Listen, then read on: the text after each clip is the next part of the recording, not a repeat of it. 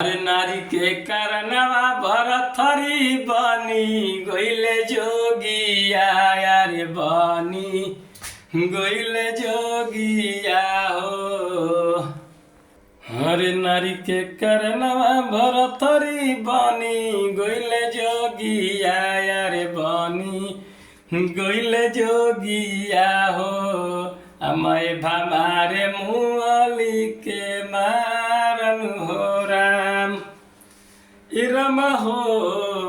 मैं भमारे मुअली के मारन हो राम। हरे माई के मुअल काया बहिनी के भुलाला काया रे बहिनी के भुलाला का हो।